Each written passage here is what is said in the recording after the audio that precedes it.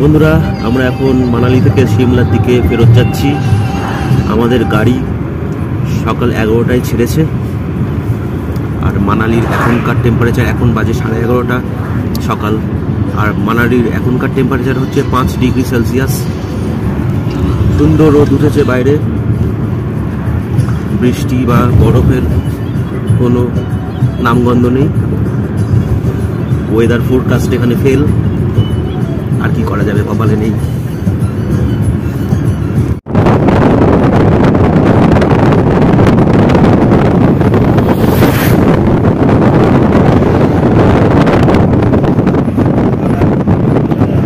हाँ अच्छा लगा, लेकिन थोड़ा टाइम कम हो गया।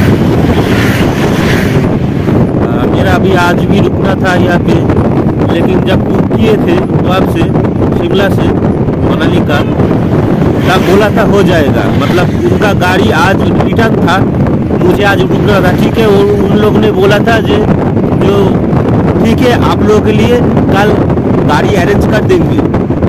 जब पूरा पैसा दे दिया उसके बाद बोल रहा है नहीं दादा नहीं हो रहा है, आपको आज ही रिटर्न करना पड़ेगा, नहीं तो खुद से आप रिटर्न कर। इसलिए एक दिन बनाना पड़ा, और क्या करें। पैसा देने के बाद उनका बात घूम गया।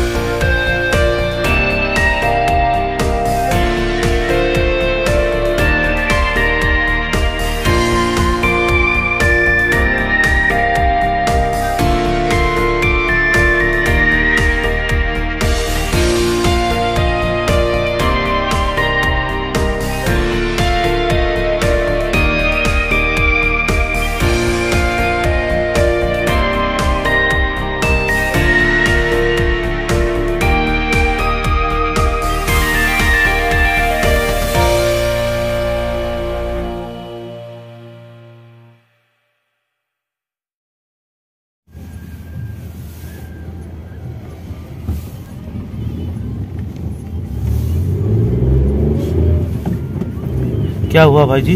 क्या है खाने में? किस लिए? म्यूजिक लगाया है, 200 रुपये दे दे। 100 रुपये तो म्यूजिक लगाना बंद मना है? ऐसे करते हैं, इनका खाने का टाइम है ना। ओ इसलिए कुछ भी एक तो बोलना पड़ेगा पैसा खींचने के लिए। मैंने बोला भाई मैं वापसी ले जा रहा हूँ, अब तुम ही ले लो। अच्छा, तो कहा कि गाड़ी शिमला की में 8 की गाड़ी है।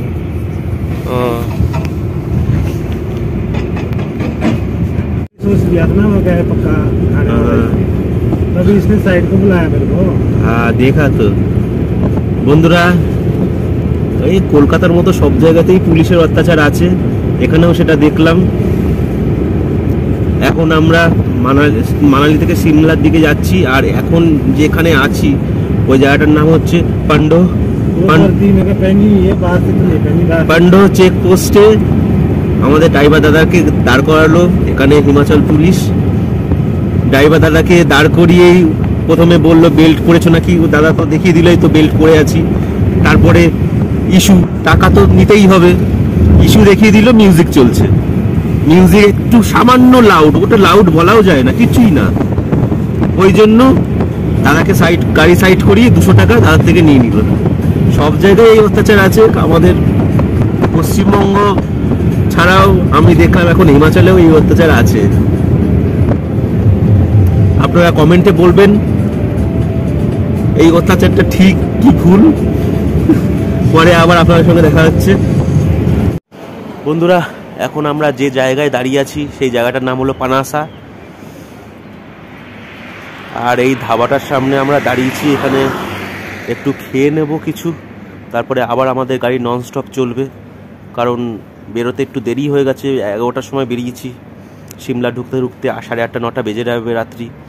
তাই এখানে কিছু খেয়ে নেবো, তারপরে আমরা আবার ননস্টপ যাব সিমলার দিকে। এই যে এই ধাবা, পাঞ্জাবি ধাবা, একান্ত পাঞ্জাবি ধাবা। এই ধাবায় ঢুকি, দেখি কি দাম এখানকার।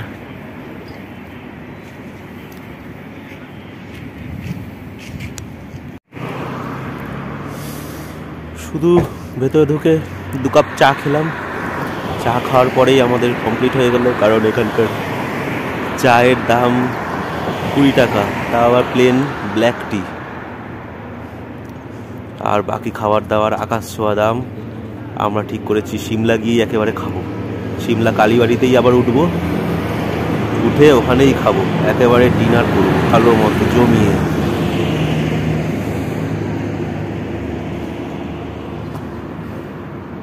আর এই হচ্ছে এখানকার রাস্তাটা, আর এই মাউন্টেন, রাস্তার ধার দিয়ে পাহাড় উপরে উঠে গেছে, আর এই পাহাড়ের ধারেই রাস্তার কোলেই এই পাঞ্জাবি ধাবাটা।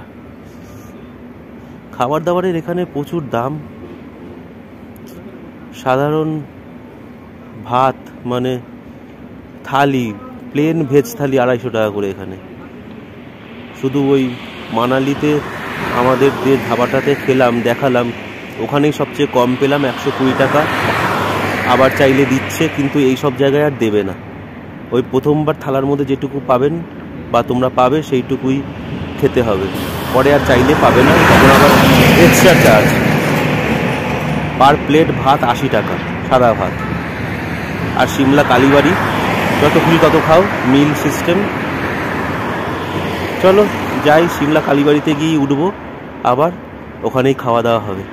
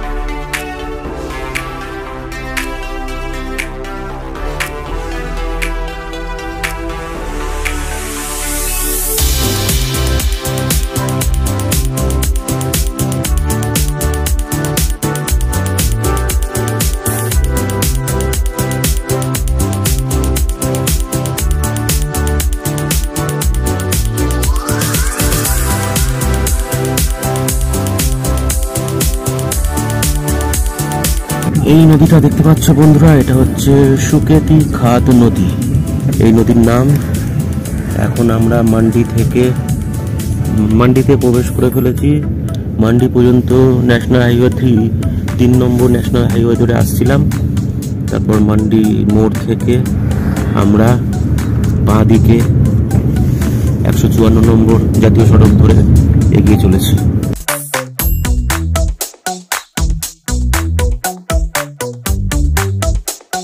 আর এই সুকেতি খাদ নদীটা যেটা দেখছো তোমরা এখন, সেই নদীটা কিছু দূর গিয়ে বিয়াস নদীর সঙ্গেই মিশে গেছে।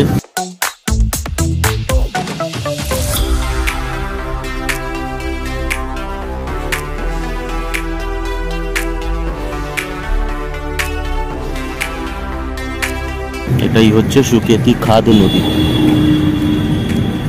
যেটা কিছু দূর গিয়ে মান্ডিতে কিছু দূর গিয়ে বিয়াস নদীর সঙ্গে মিশে গেছে।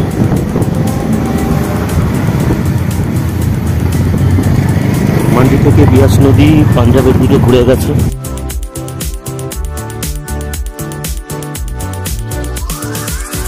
মানে মান্ডি থেকে বিয়াস নদী ডান দিকে ঘুরে গেছে, আর আমরা বাঁ দিকে চলে এসেছি। বিয়াস নদীকে ডান দিকে ফেলে আমরা বাঁ দিকে রাস্তা ধরে, অর্থাৎ 154 নম্বর জাতীয় সড়ক ধরে আমরা এগিয়ে চলেছি। আর বিয়াস নদী ডান দিক দিয়ে, মানে ডান দিকে চলে গেছে, ওই রাস্তাটা পাঞ্জাবে পাঠানকোটে চলে যাচ্ছে। বন্ধুরা, আমরা এখন যে জায়গাটায় দাঁড়িয়েছি সেই জায়গাটার নাম হচ্ছে ঘাগাস। এটা মান্ডি জেলার মধ্যেই পড়ছে। একটু রেস্ট নেওয়া হচ্ছে, ড্রাইভার দাদা অনেকক্ষণ ধরে গাড়ি চালিয়েছেন, ওই জন্য একটু রেস্ট নেওয়া হচ্ছে। আর এই যে বাইরের দৃশ্য ঘাগাসের।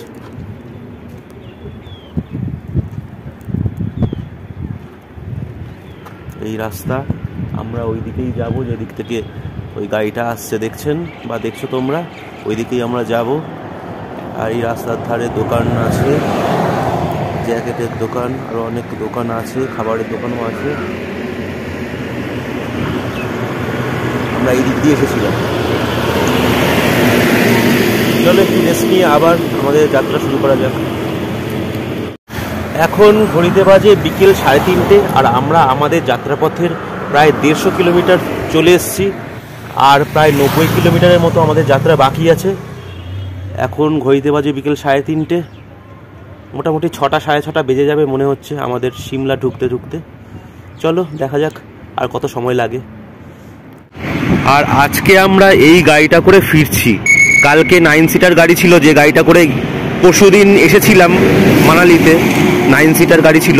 কালকে ঘুরেছি, আজকেও সকালে ঘুরলাম, কিন্তু সেই গাড়ির ড্রাইভার দাদার আজকে কিছু কুলুতে কাজ পড়ে গেছিল বলে উনি কাজ মিটিয়ে আস্তে আস্তে ওনার আরও 2 ঘন্টা সময় লাগতো, তাই জন্য উনি এই গাড়িটা আমাদেরকে ঠিক করে দিয়েছেন। এর জন্য কোনো চার্জ দিতে হয়নি, এই গাড়ির দাদাকে উনি যাবতীয় যা দেওয়ার দিয়ে দিয়েছেন। আমাদের শুধু এই ড্রাইভার দাদা আমাদের জায়গায় নামিয়ে দেবে সিমলাতে। বন্ধুরা, এখন ঘড়িতে বাজে সন্ধে 6:45, আর আমরা এখন সিমলা কালীবাড়িতে ঢুকে পড়েছি। এইটা হচ্ছে আমাদের কালীবাড়ির নতুন রুম। আর সন্ধে 6:30 আমাদেরকে কালীবাড়ির সামনে স্টেট ব্যাংকের কাছে পৌঁছে দেওয়া হয়। আমাদের ড্রাইভার দাদা আজকে খুবই ফাস্ট গাড়ি চালিয়েছে, যেহেতু সন্ধে হয়ে যাচ্ছিল। আর আমরা গাড়িতে বসেছিলাম সকাল 11টার সময়, তো সেই হিসাবে সন্ধে 6:30 উনি আমাদেরকে কালীবাড়ির সামনে নামিয়ে দিয়েছেন। মানে টোটাল 7.5 ঘন্টার মধ্যে উনি চলে এসেছেন। খুবই ফাস্ট চালিয়েছেন, কারণ সন্ধে হয়ে যাচ্ছিল। আর ভয়ঙ্কর রাস্তা বলতে গেলে, কোনো কোনো জায়গায় এতটাই সরু যে একটা বড় ট্রাক চলে আসলে পাশ দিয়ে আরেকটা ছোট গাড়িকে খুবই আস্তে আস্তে পার হতে হবে। আর যে জায়গাগুলো একটু চওড়া, সেই জায়গায় দুটো বড় বড় ট্রাক পাশাপাশি আস্তে আস্তে যেতে পারবে। আর যদি পাশাপাশি চলে আসে তো জাম শুরু হয়ে গেল। আর এখানে সব দেখছি 14 চাকা আর 12 চাকার বড় বড় ট্রাক চলছে, এছাড়া অন্য কোনো ছোট গাড়ি নেই। মানে ট্রাকের দিক দিয়ে ছোট, মানে আমাদের কলকাতায় যেরকম 6 চাকার ট্রাকও চলে, এইখানে সিমলা মানালিতে এই ধরনের কিছু আমি দেখলাম না। আর ড্রাইভার দাদা খুবই ডেঞ্জারাস ভাবেই চালিয়েছেন, পুরো যেন আমরা রোলার কোস্টারে শুধু এ মাথা ও মাথা গাড়ির এই দিক ডান দিক বাদিক শুধু পাল্টি খাচ্ছিলাম আমরা। উনি সোজা রাস্তা পেলেই, একটু সোজা রাস্তা পেলেই গাড়ি 80-তে তুলে দিচ্ছেন, আর মোটামুটি 70 থেকে তো 75 এভারেজে উনি গাড়ি চালিয়ে এসছেন, আর মোড়গুলোতে উনি 60 থেকে 65 স্পিডে টার্ন নিচ্ছেন। আর ওনার তো মিনিটে মিনিটে ফোন আসছে, ব্যবসায়ের ফোন যেহেতু, ঘরের ফোন না, কথা শুনে যা বুঝলাম। তো এক হাতে উনি স্টিয়ারিং ঘোরাচ্ছেন আর এক হাতে কথা বলছেন, আর স্পিড ওনার কমছে না। খুবই ডেঞ্জারাস ভাবে গাড়ি চালিয়েছেন উনি, কিন্তু খুবই ভালো চালিয়েছেন। মানে পৌঁছেছি আমরা, ভালো মতো পৌঁছে গেছি, কোনো অসুবিধা হয়নি রাস্তায়। 7.5 ঘন্টার মধ্যে পৌঁছে গেছি, যেখানে 9 ঘন্টা লাগে 7.5 ঘন্টার মধ্যে আমরা পৌঁছে গেছি। যেহেতু ওই দিকের রাস্তাঘাট, রাত্রে আলো থাকে না রাস্তাঘাটে, ওই দিককার রাস্তাঘাটে, আর ল্যান্ডস্লাইড যদি হয় রাতের অন্ধকারে তাহলে বোঝা যায় না। ওই জন্যই যতটা সম্ভব শহরের কাছাকাছি চলে আসার জন্যই তাড়াহুড়ো করে গাড়িটা চালানো। যাই হোক, আমরা সবাই ভালোভাবে পৌঁছে গেছি। এতটাই উলট পালট দোল খেতে হয়েছে গাড়ির মধ্যে, তো ভিডিও তো ঠিকভাবে পরে আর করতে পারিনি। শর্মিতার অবস্থা খুবই খারাপ হয়ে গেছে, শুয়ে পড়েছে, গা গুলাচ্ছে, বমিও করেছে, আমারও গা গুলাচ্ছিল। এখন আমি একটু সুস্থ আছি। তো তাহলে বন্ধুরা, আর আমাদের এই সিমলা থেকে মানালি যাওয়া, আর মানালিতে প্রথম দিন মানালি পৌঁছানো, দ্বিতীয় দিন মানালি সাইট সিন, তৃতীয় দিন মানালি সাইট সিন করে সিমলায় আবার ফেরত, মানে 2 রাত 3 দিনের যাওয়া আসা আর ঘোরার প্যাকেজটা পড়েছে দুজনে 6,500 টাকা। এটা শেয়ারিং এ। হোটেল তো আমরা নিজেরাই বুক করেছিলাম মানালিতে, দেখিয়েছি তোমাদেরকে।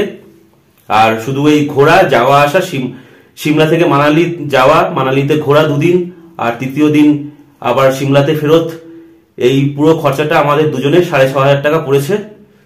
ভিডিওটা তোমাদের কেমন লাগলো কমেন্ট করে অবশ্যই বলবে, আর ভালো লাগলে একটা লাইক দেবে, চ্যানেলে নতুন থাকলে চ্যানেলটা সাবস্ক্রাইব করে দেবে।